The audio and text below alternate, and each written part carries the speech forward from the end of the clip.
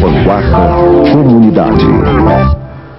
Olá, o Vanguarda Comunidade está no ar. Vamos tratar de dois temas hoje. O primeiro é sobre a relação cada vez mais necessária entre educação e tecnologia. Para isso, eu trouxe aqui um especialista nesse assunto, que é o empresário Luiz Antônio Namura. O segundo é sobre um novo projeto musical do cantor e compositor Nando Luz. Ele musicou poesias de Cassiano Ricardo. Daqui a pouco a gente conversa com o Nando Luz. Vamos agora falar sobre educação. Olha, cada vez maior a necessidade das escolas terem acesso a recursos tecnológicos para manter a qualidade do processo ensino-aprendizagem. Só que a realidade não é bem essa. Em sua grande maioria, as escolas ainda não têm computadores em quantidade suficiente para permitir o acesso dos alunos a pesquisas e até a própria internet. Namura, eu sei que você lida com isso já há algum tempo. Até que ponto isso interfere na qualidade do ensino, na qualidade do aprendizado do aluno? Essa falta de acesso a computador, à internet, que é uma fonte de conhecimento. Primeiro, bom dia, muito obrigado. Prazer estar aqui com vocês. A tua questão é relevante, porque a Constituição garante que todos os alunos devem estar na escola. Então é uma visão quantitativa da educação. A visão que nós temos que ter hoje em dia é a visão qualitativa. E aí, esses recursos modernos da tecnologia podem permitir esta visão qualitativa da educação. Por quê?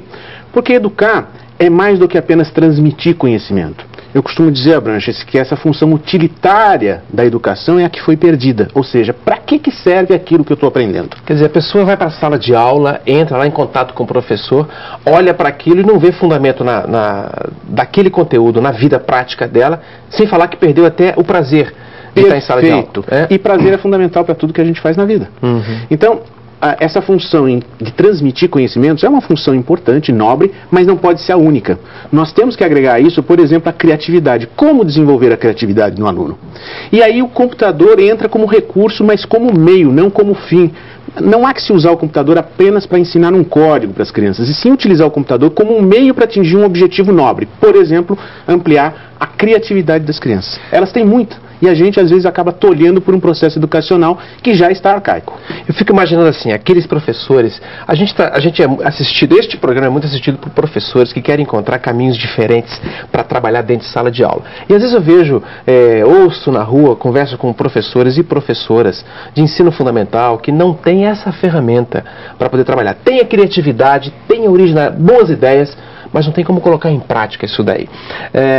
Começa a grande batalha entre o profissional e a escola que não oferece a ferramenta. Como é que fica essa relação entre a criatividade original do professor que quer trabalhar com papelzinho, com lápis, tudo, já que não tem a possibilidade de um computador? O que deveria acontecer na educação para que essa situação mudasse? Mudar essencialmente o foco da educação. Você pode ter o ferramental tecnológico, ele ajuda muito, mas se você não tiver o ferramental tecnológico, você tem que ter uma postura em relação à educação mais moderna. E o que seria essa postura?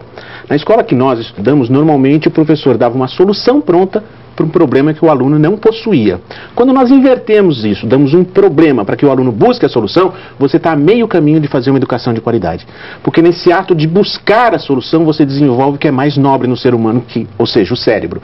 Esta é a função que deve ser primordial, desenvolver as competências intelectuais, cognitivas do seu educando. E você faz isso fazendo uma coisa muito simples, desafiando o seu educando. Se você tiver o recurso tecnológico, ele te auxilia a fazer isso. Se você não possui recurso tecnológico, você tem que ter materiais didáticos que estimulem e desafiem continuamente o aluno para que ele desenvolva as suas competências intelectuais. Vamos fazer o seguinte, vamos ver uma reportagem que foi mostrada no Vanguarda TV sobre uma forma diferente de ensinar matemática. Muito interessante esse trabalho. Cerca de 400 alunos do ensino fundamental de Caçapava vêm usando um novo método que pretende ensinar a disciplina de matemática de um jeito bem mais agradável. Vamos ver. Os números ganham cores e alegria, mas não perdem a importância. O jeito tradicional de somar, diminuir, multiplicar e dividir continua, agora com um toque de diversão. Ele não tem nada, ele é de 3. Quanto que ele tem que tirar para ficar 3? 2. Uma forma de atrair até quem costuma torcer o nariz para matemática. Daí a gente aprende mais, fazer divisão, multiplicação. A tentativa de tornar o ensino mais agradável se chama A+.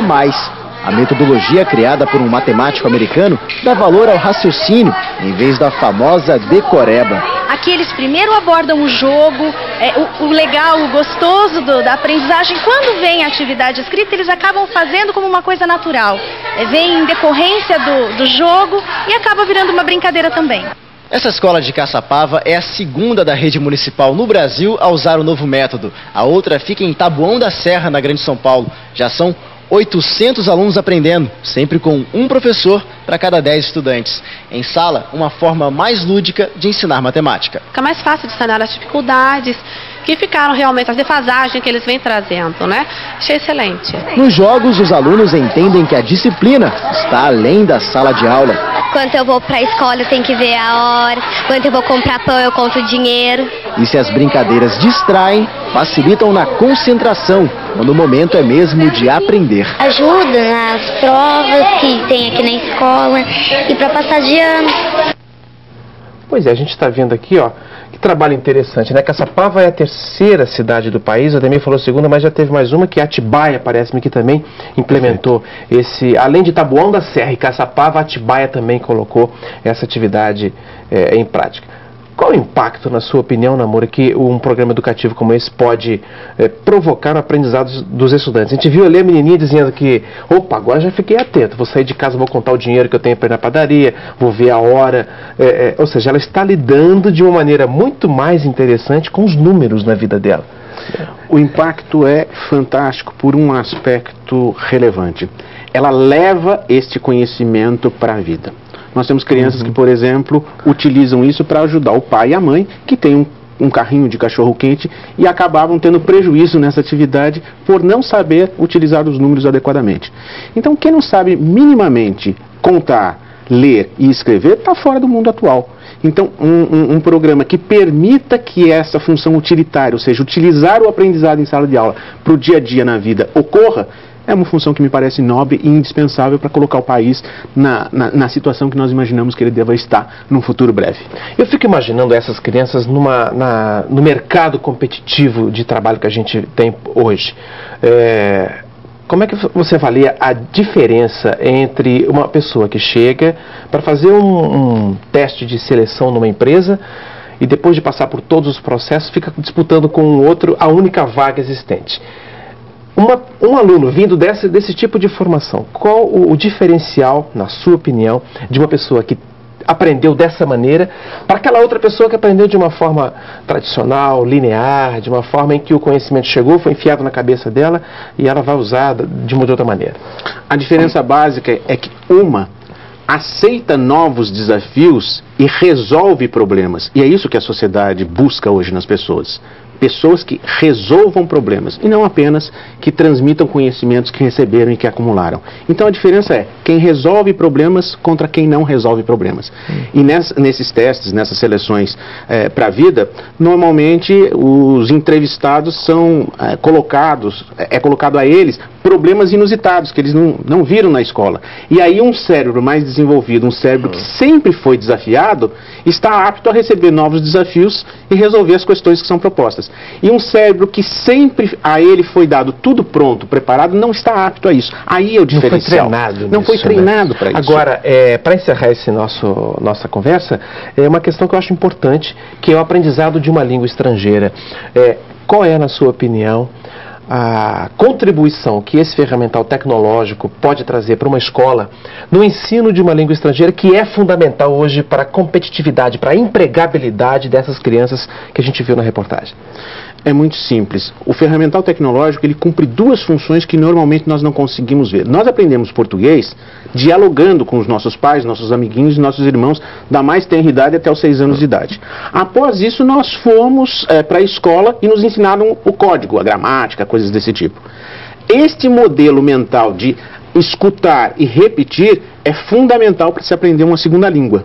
E isso, os instrumentos, a tecnologia permite, porque um computador pode dialogar com o aluno e desafiar o aluno. Portanto, ele escuta corretamente, responde corretamente e ele vai desenvolvendo, ele vai adquirindo a linguagem para depois aprender gramática e essas coisas. Então, o ferramental tecnológico ele pode ser um suporte ao professor, que às vezes, por não ser nativo, tem alguma dificuldade em lidar com a língua, e transmitir isso ao aluno.